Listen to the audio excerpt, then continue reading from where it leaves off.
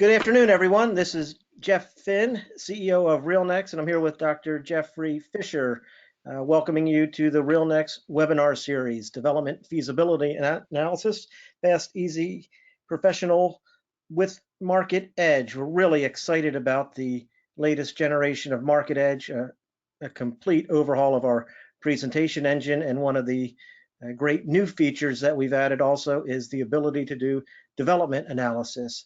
So in addition to the core products of investment analysis and comparative lease analysis, we now have the development feasibility analysis. And Dr. Fisher has literally written the book on these matters, and we're really excited to have him join us today once again and take us on a tour of the product, show it to us how we can create great presentations, fast, easy, and professional with MarketEdge.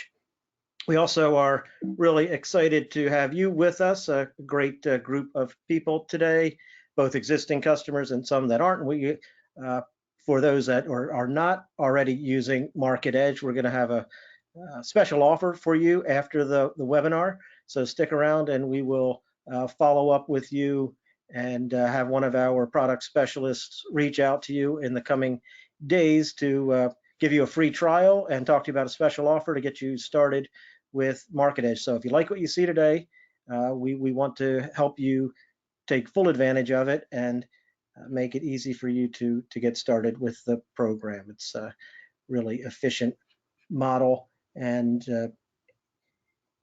easy way for you to start doing your development analysis. So let me turn the call over to Dr. Fisher and we will get started. Okay, Jeff, can you hear me and see my screen? Just one second. And by the way, everyone, we will be fielding questions. So use the question box on the right side of your screen, and we will queue them up for Dr. Fisher towards the end of the call. All right, and you should be able to see my screen now. Perfect. Okay, so as Jeff said, this will be development analysis with RealNext MarketEdge.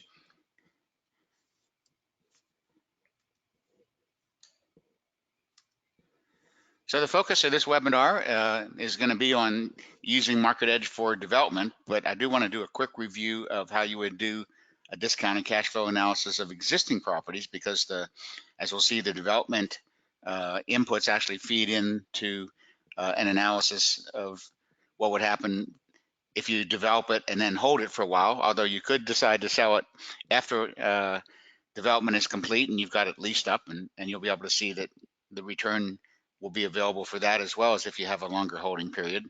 So we want to talk about what's different about development analysis versus just analyzing an existing property where you purchase it. So we'll be using MarketEdge for development analysis and see how you can input the various development costs. And you'll see there's a long list of possible development costs that you can choose from, or even edit the names of the development cost items to put your own in. You can specify the development loan terms and how fast the draws occur on the construction loan. You can analyze the return on the development project, like an internal rate of return that would include the cost of development as well as your cash flows from leasing it up and then holding it for as long as you want. You can determine whether the project is feasible by comparing the development costs with the value that you have once it's leased up. And you could do a sensitivity analysis to determine what would make it feasible if it's not feasible.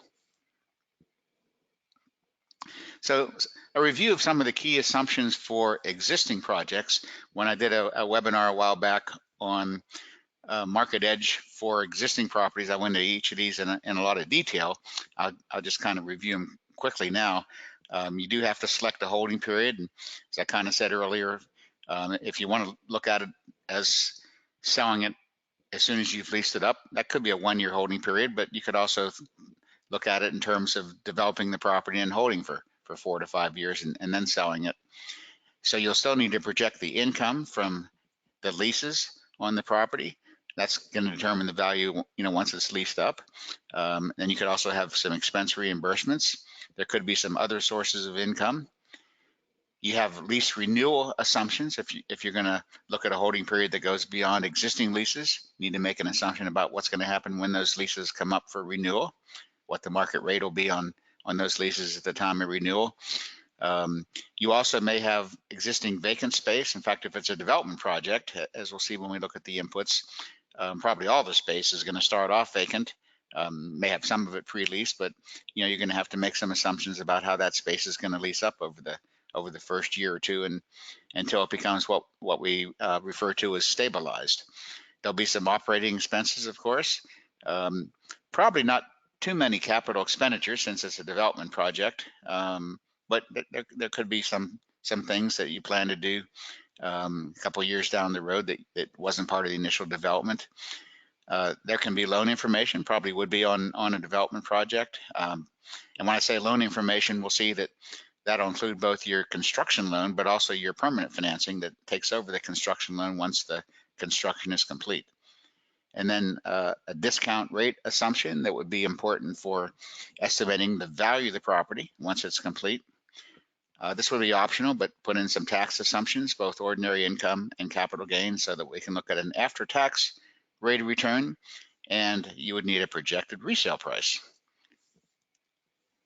So what's different about development? We're going to see that the idea is you're going to have all these different development costs that essentially replace the purchase price. When you're analyzing an existing property, you just put in a purchase price, and then you calculate your rate of return using the assumptions that I just reviewed. But for a development project, we're going to be putting in all the details of the development costs, and that's going to replace the purchase price. So these costs, and we'll see that there's inputs to allow you to go into a lot of detail on each of these, but in general, you've got land acquisition costs, you've got your site preparation, you've got hard costs associated with the construction, soft costs like the architect fees and permits and so forth. Oftentimes you'll want to have some contingency just in case there's some unforeseen costs that you hadn't accounted for in your projections.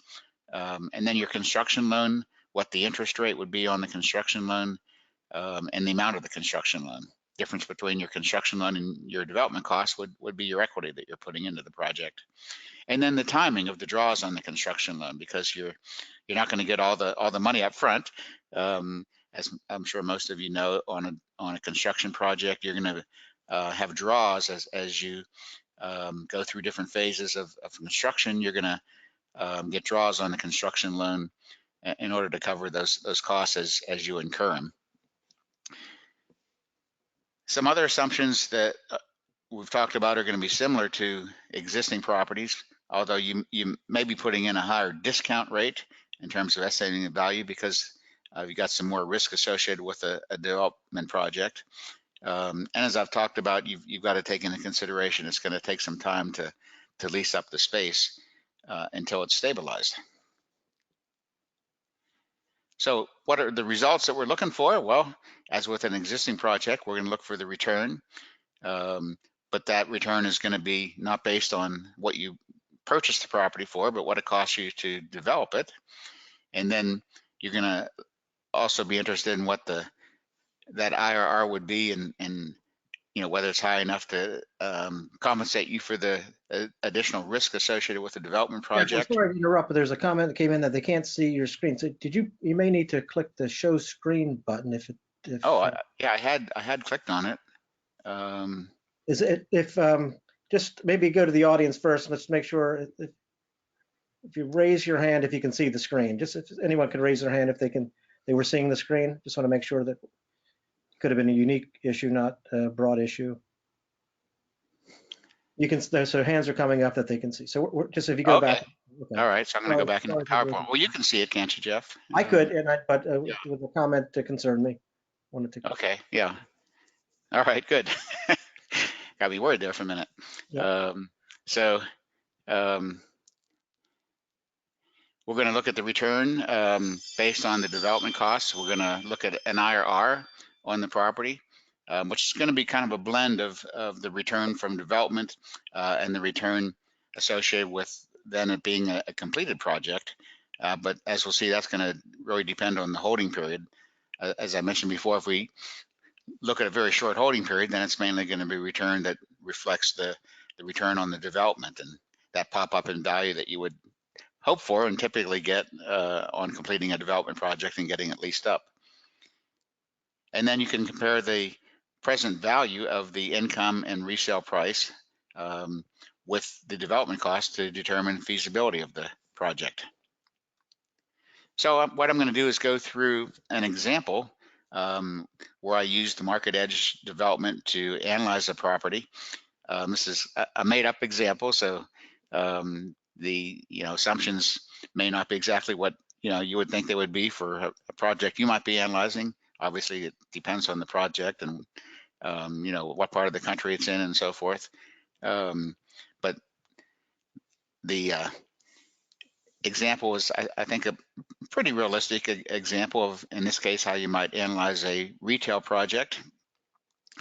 So many of you hopefully are already familiar with RealNex and the various applications that we have available, but what we're talking about today is MarketEdge, which I circled on the left there. You can see there's also a CRM and a deal room and a marketplace where you can list properties and search for listings, and a lot of other analysis tools like lease tools.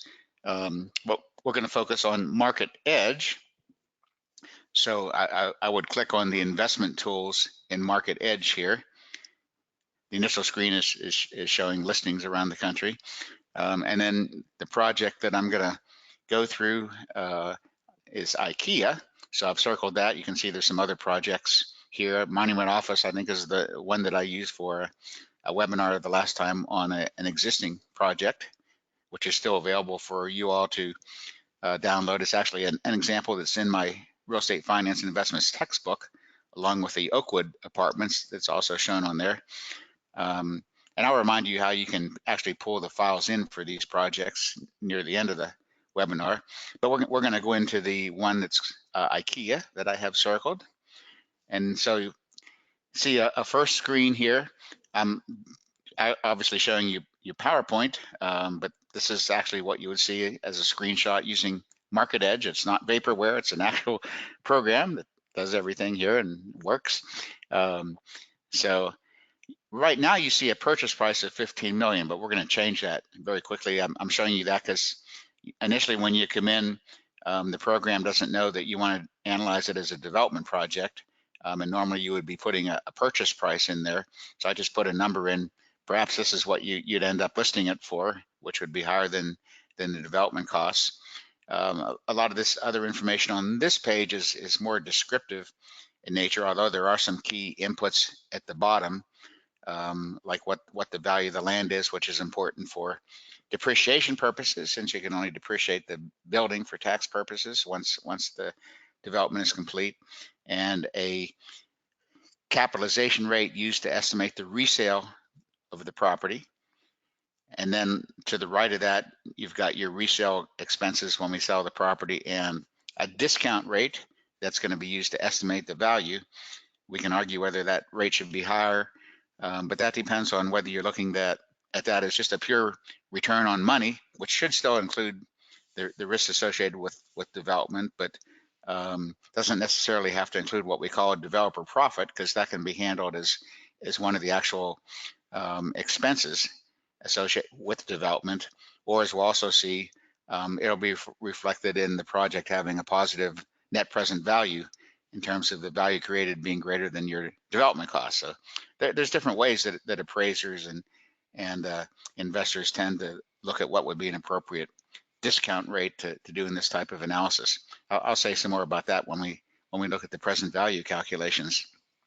So again, at the top right, you see that there is a red box there that says development analysis, but that box to the left of it, that little square, is not checked. So let's see what happens if we check that box. Whoa, we got this message that came up. This will change your project from an analysis of an existing property to a development opportunity. I won't read you the whole thing, but it's basically saying that purchase price that you put in there is going to go away, and what's going to end up in that box is the total of all of the different construction costs that we're going to talk through in detail as we go through the rest of the slides. So this is just a little warning that Don't be surprised if all of a sudden that number changes in your purchase price. And in fact, the label is going to change. You can see now that that box is checked and it says project costs instead of saying purchase price. So any purchase price is being replaced by your development costs. All right, so as we go into the development costs, and I'm going to go back to looking at some of the existing property inputs that are important for what happens once development is complete. But you can see across the top there, there's three main categories of development costs that we're going to look at. We're going to look at some general information, which is more descriptive in nature, but then your actual development costs, which is going to be your broken down into the hard costs, soft costs, and so forth, and then information about your development financing.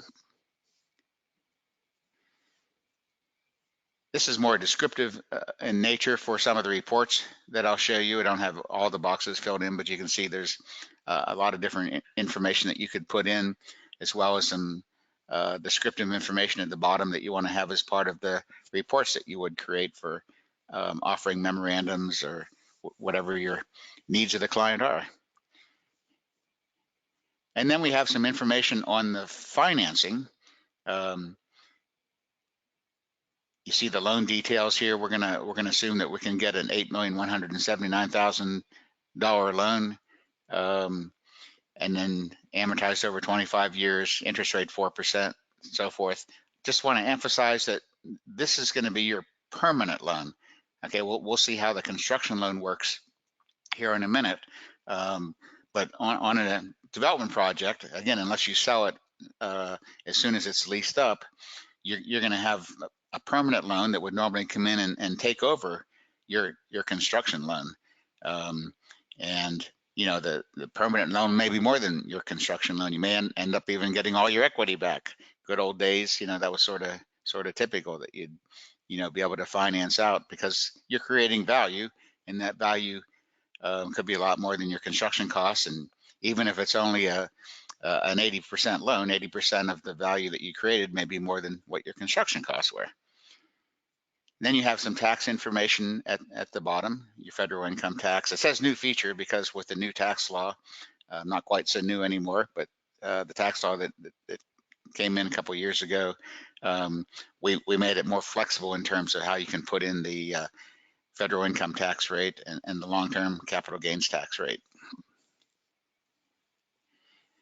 So for the rental income, again, I need to talk about some of the existing inputs because what's going to be important, even on development project, is that we create value by leasing it up.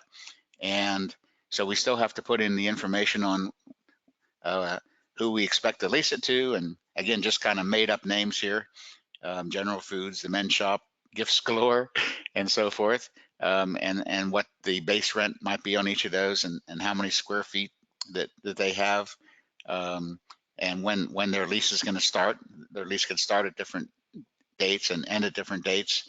And then you can also specify, it says vacancy to the far right, but this is really a key input for a development. It's actually the month at which you're going to start collecting rent on that tenant during that first year.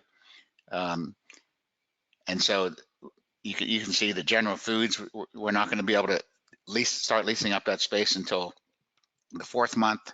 It's going to take 4 months to get it leased up. Men's Shop is going to take 6 months to get it leased up, and so forth. Because obviously on a development project, you're not going to have it 100% leased the day that construction is complete. So we have to have a way to specify how long it's going to take for each of these tenants to become stabilized, where we've got space leased up to market rates and market occupancy.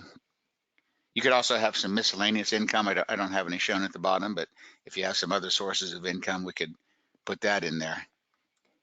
And then we can also specify how the that base rent is going to increase over time until there's a lease renewal. You can see there's, I'm just showing it for General Foods, but you can see there's different options for how we can do that. I had used the percent of base, so that what I'm saying is it's going to increase by 3% each year. could of course vary that over time. Could have it start off slower and increase, or have it at a higher or lower rate. But there's other options. I could put in a dollar amount per month that it's going to increase, or a dollar amount per year, or base it on square foot per month, square foot per year. So have a number of different options here how you want to handle those rent increases over time.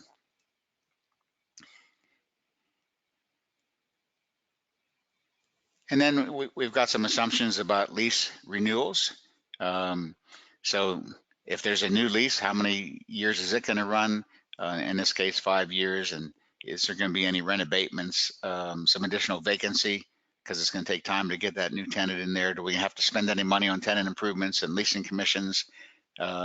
Typically, you would have to spend some money on TIs and leasing commissions, even if the existing tenant renews. I just didn't put any in this particular case. And then we're going to also assume that there's some rent increases that are going to occur on the new leases over time. And there's going to be some reimbursements of expenses. There's different ways you could have reimbursement of expenses. What we're basically saying is it's going to be any expenses are going to be passed through to the tenant that exceed, in the case of this tenant, $300,000. That applies to the existing lease in this case. So a lot of times I prefer to think of that as a per square foot amount. In this program, it's just the per square foot amount times the amount of square feet that tenant has. So in this case, it'd be like in year one, maybe the expenses are actually $300,000. So anything over $300,000 is going to be passed through to the tenant. And then we have property management fee, replacement reserves, our different operating expenses, management, leasing, general administrative, real estate taxes, etc. Okay, so now let's get into the fun part. A lot of what I just went over is what many of you have maybe seen if you're already familiar with analyzing existing properties with MarketEdge. But now this feature that actually has been in the program for a while, but we improved the way the reports look, and now we really want to let everybody know that it's there. I spent time going through and making sure I understand all the calculations and comfortable with it. So we've got acquisition costs, and there's really a lot of different possibilities here. And again, you can change the names if you want. But just as an example, you have some land costs. There may be some buildings on the property you're acquiring.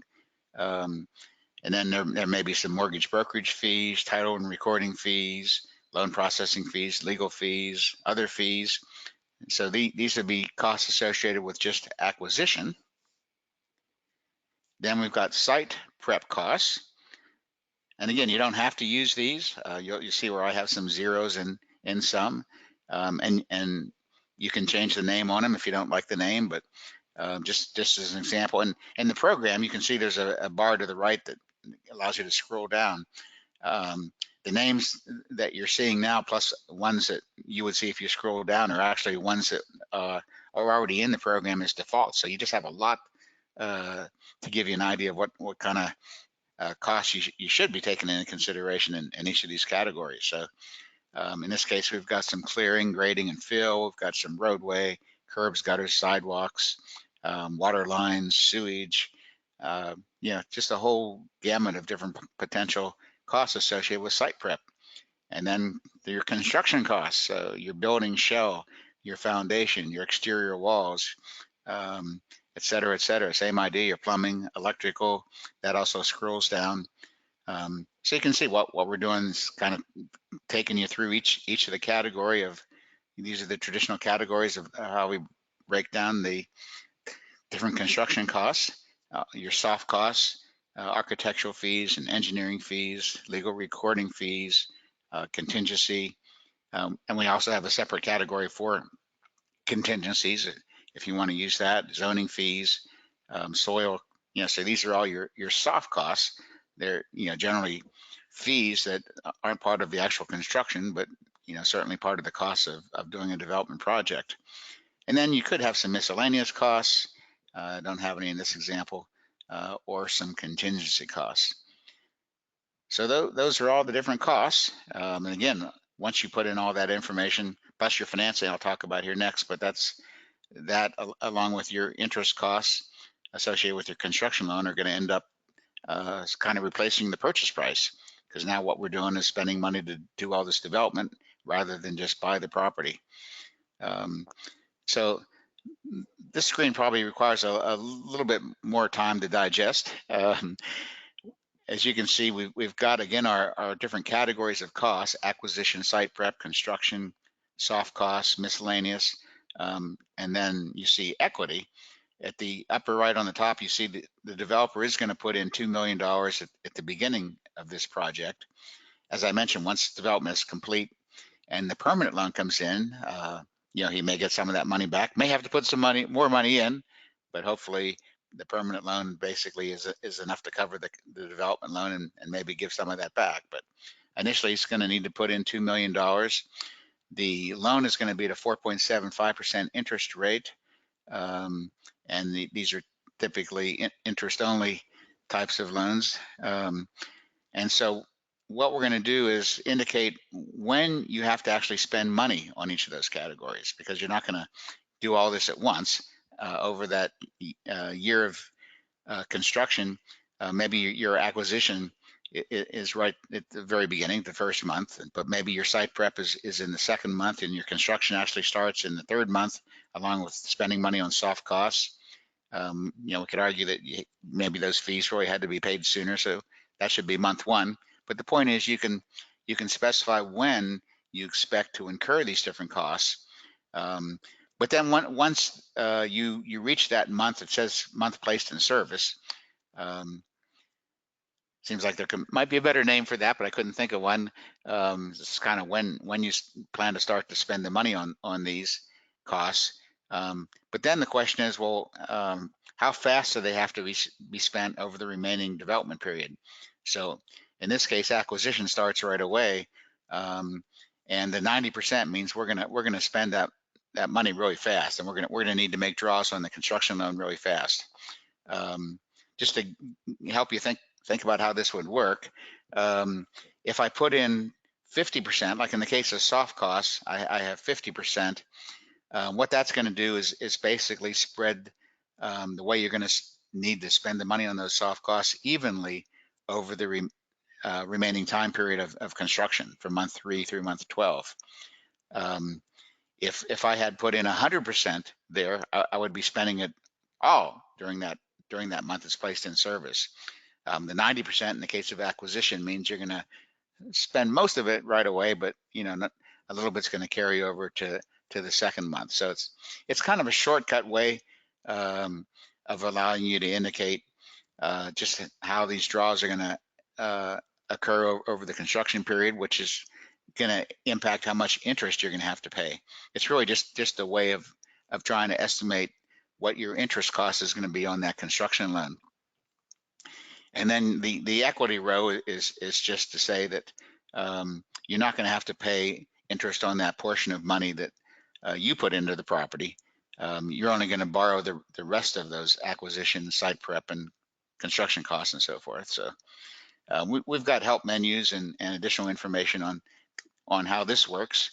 But once you get used to it, I think it's a nice way to pretty quickly and easily analyze a construction project without getting bogged down into a lot of different detail. And of course, all these things are estimates anyway. Okay, so hopefully that kind of made sense. So let's see what you get for results once you do all this. There's a lot of different reports that we have to choose from.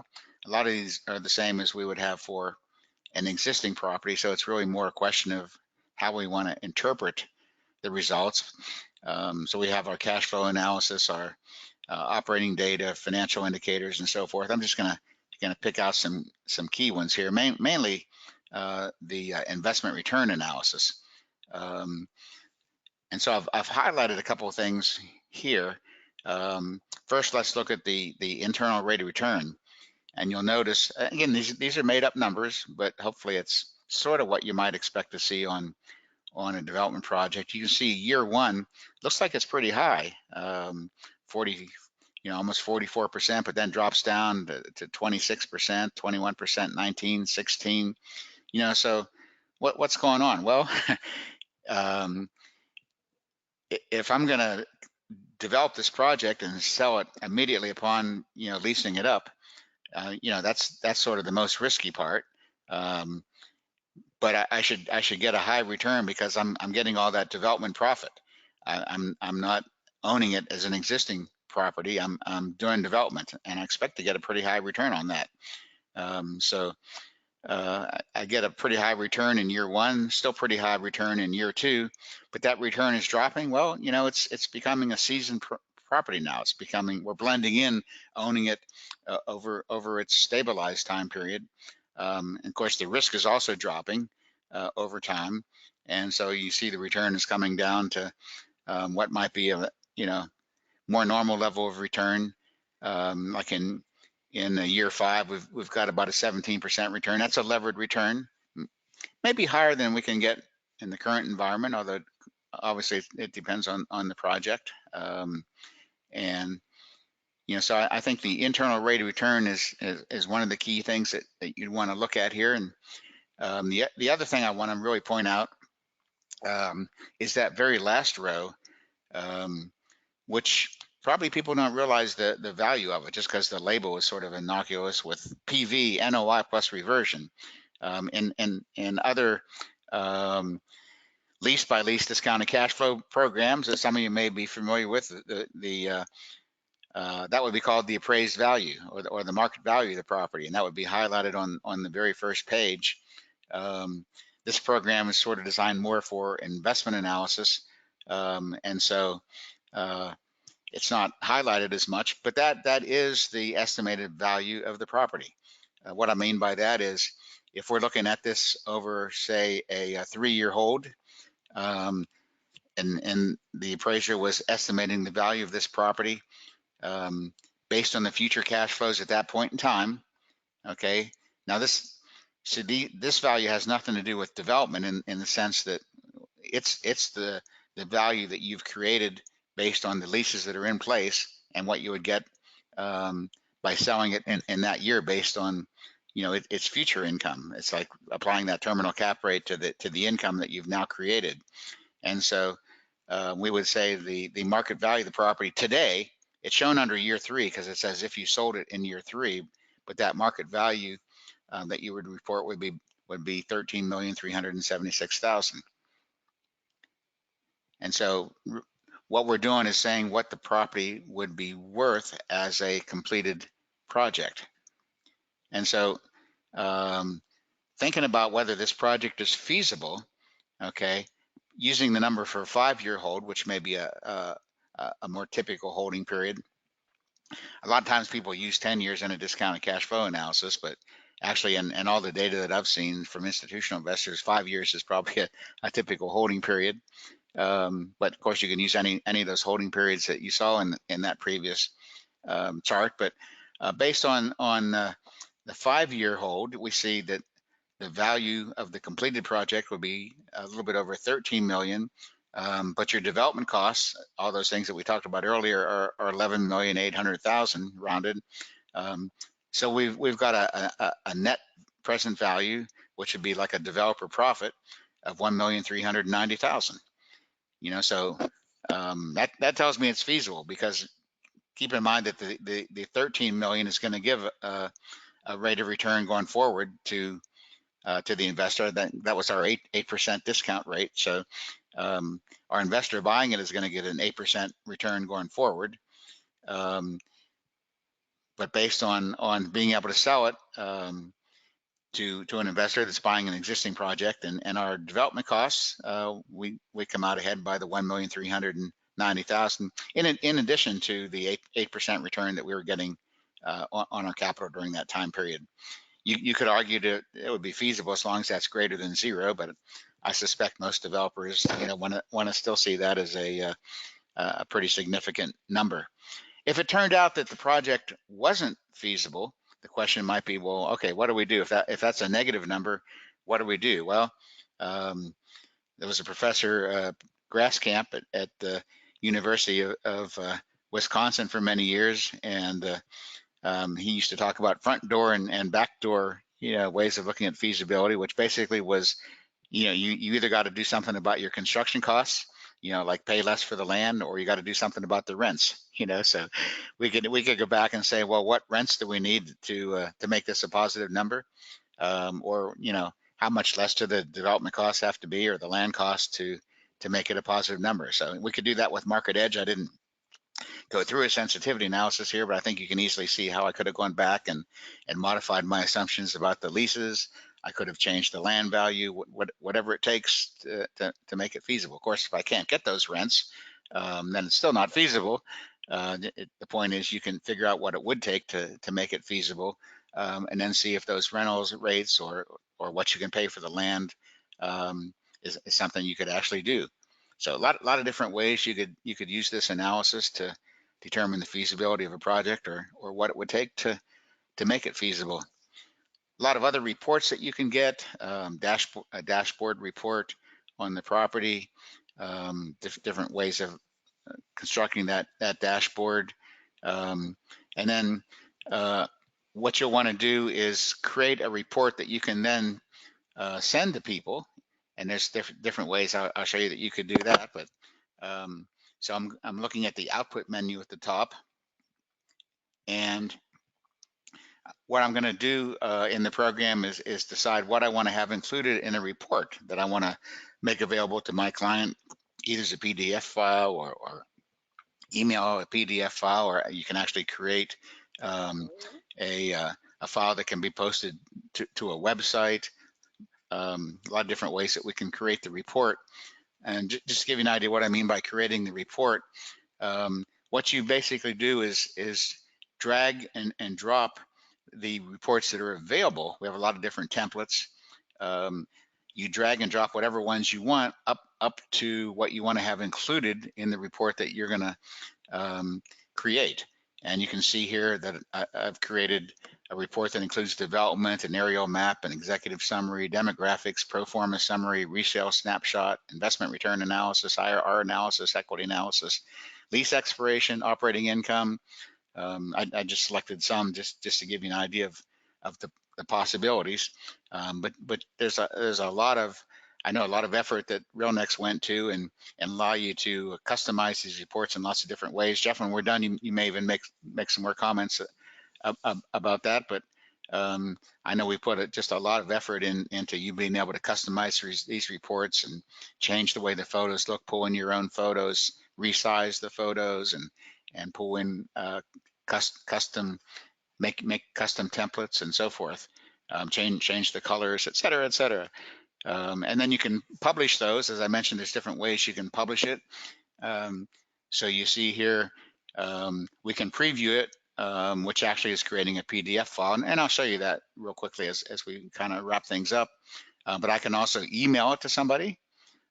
I can e-publish it, which creates like an HTML type of file, or I can actually export all this stuff into Excel. So you'd have all the numbers that are, and well, it would basically look like the different reports that we looked at before, like that investment return report, where you'd have all the numbers in Excel to do what you want with. And so a lot of different options with what you can do with the data. And so this is just a sample of one of the things that would be in the report. And before I actually pull up the PDF file to show you what I get when I publish the report that I just created, I want to show you how you can actually get this property if you want to play with it. We have what's called the real estate exchange. It's part of this services menu in RealNext MarketEdge. You can see where I'm pointing to search the real estate exchange in there. And then what you would do is search for this IKEA project that I've just been going over. And if you do that, what'll happen is it'll come into your account in MarketEdge, and you'll have it there to analyze and change and do whatever you want with, play with it. But good. Sometimes it's easier to start with something that's already been created and change it around rather than start from scratch. Okay, so I say end, but let me show you the PDF file quickly. So if I create a PDF file of this report, and I'll just kind of scroll through it here, won't go through it in a lot of detail, but just to give you an idea of what can be done. Remember, I selected a bunch of different types of reports that I wanted to have. You've got all your construction information summarized. Some nice graphs, breakdown of what your construction costs are across those different categories. Additional construction information. So a lot of different construction information in this case, and then your financing information. You see this is a 17-page report in this case. Aerial map, all this created on the fly when I asked for that report. So I got the aerial map of the property. And then, our analysis as we went into the holding period years, probably a better order I could have had for this, but I threw in the demographic information so you can show what the demographics are in the area where you're doing the development. You can see all the detailed demographic information that you normally want to see in a market analysis. The details of the tenants that we talked about. Investment summary off on the left, as well as a financing summary. What happens when you sell the property? Our projections that we talked about. See, there's our internal rate of return again, and our value through time, present value of the net operating income, and the reversion.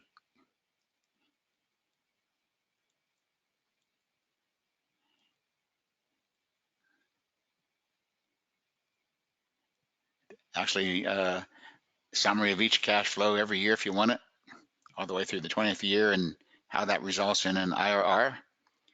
And some more graphs I threw in here at the end.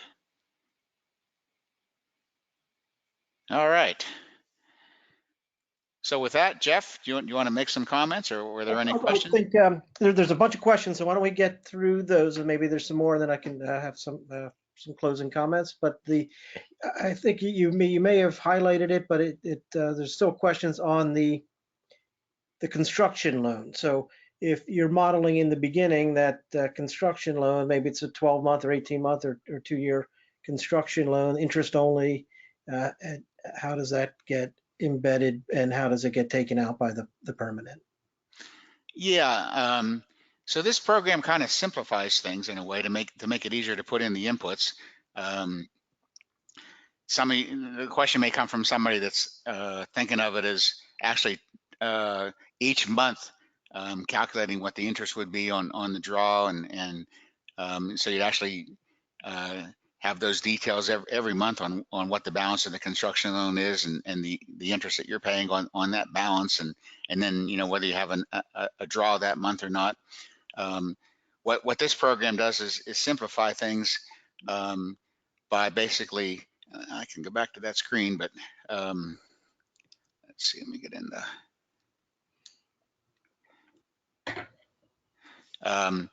so what it's going to do is, like in the case of the acquisition costs, you're going to spend that money right away. So what we're going to do is we're going to pay. We're going to draw. Basically, we're going to draw almost all that money right away. Let's say that was 100%. It's 90%. Well, let's say it was 100%. We're going to draw on the construction loan the amount of money that's needed to pay for those acquisition costs. And since that happened in month 1, we're going to basically pay 4.75% interest every month all the way through the construction period, because we got the money right away.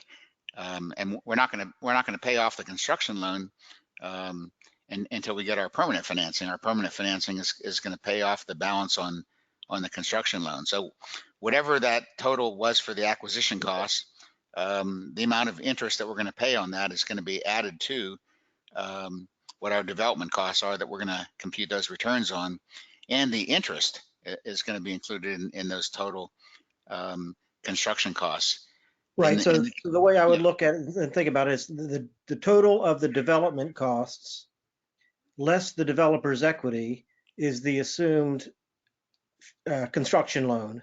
exactly. And then all of this is applied against that construction loan. Right. And so the financing adjustment is really determining how long you're paying interest on that money. Right.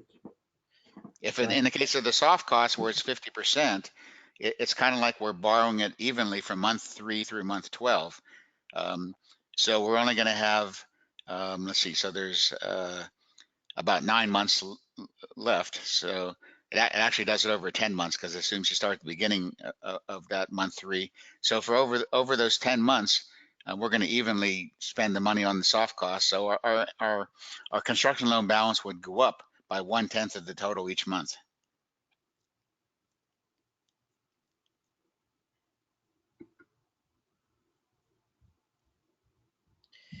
And then we don't do this, but there's questions about I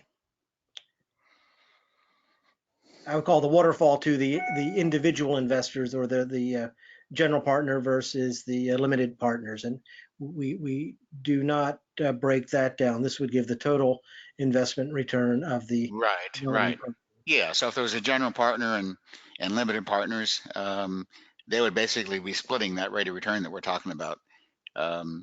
So the average still has to come back to the return that we had. A lot of times if the developer is the general partner, they might have a promote, right? And so the limited partners might get a preferred rate of return, but once you achieve that preferred return, then the developer would get a higher percentage. So basically, what could happen is the developer ends up getting a little bit higher IRR. The investors get a little bit lower IRR, but it still has to come back to the IRR that we calculated. So simple answer is we don't break it out into general and limited partner.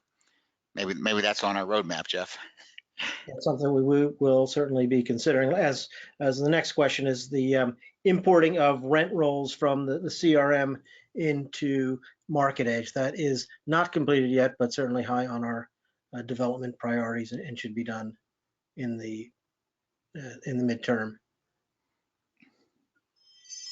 So when you enter the loan assumptions part of the program, when you switch it to development loan, does it automatically take into account the development period as interest only? And I'm Yes, assuming that yes, that's yes. why this all we show is the interest rate, no amortization schedule. Right, right. Yeah, the interest just accumulates, and then it becomes part of the total cost that hopefully you're covering with your permanent financing.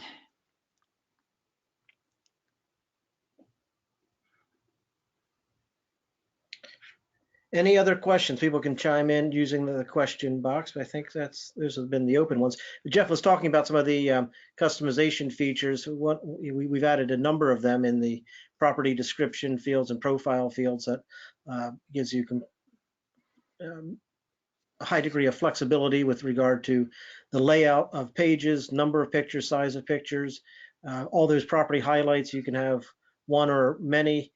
We have automatically feeding of the highlights from the property description that you can pick and choose which ones you want. So it automatically populates, and then you can resize and position that information. The look and feel of all of the reports and the output's been stylized to be much more current and aesthetically pleasing.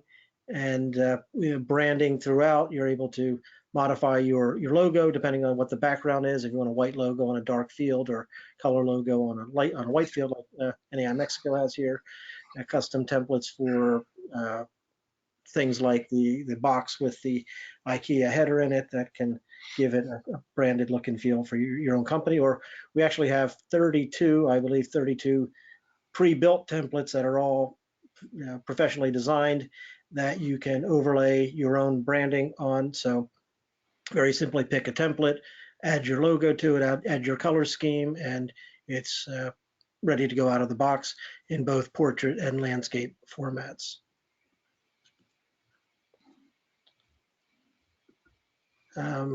Yes, as always, the will give you a link probably by Monday of the recording and the presentation deck, so everyone will get that. We'll write a quick post up about the highlights here and send you a link so that you can download the information, share it with your colleagues, and review it and refresh yourself as you're looking to implement some of the programs and future roadmap features on Gantt charts or additional fields for CSI format. We do have Gantt charts for marketing plans. I think the Gantt chart could be applied. Yeah, I think you can think of that and using that from a development sequence if you wanted to use that as a Gantt chart. We also in the CRM have a timeline capability that builds out comprehensive sequences and Gantt charts that could be exported into a PDF and then added. One of the things that we've also done with this generation of MarketEdge is giving you the ability to have unlimited PDFs, so you're not limited as in the past. So you can just drag and drop anything from a document folder and have it included from whether it's a report coming out of CRM or it's a report coming out of a third party that you're using.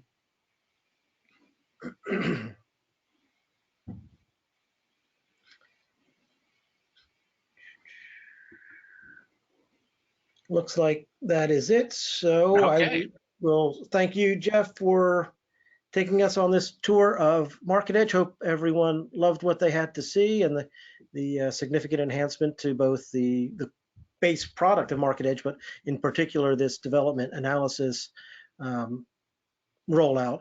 So thank you for joining us again. We will be reaching out to those of you who don't yet have MarketEdge and giving you a test drive and hoping to get you up and running and show you how it works and how you can use it in a test case with one of your projects and take it from there. So look for a call from one of your RealNext product specialists, and we will look forward to working with you. Unless I see anything else, we will wrap up and hope you all have a great day and a good weekend to come. Thanks, Jeff. Thanks, everybody. Thank you.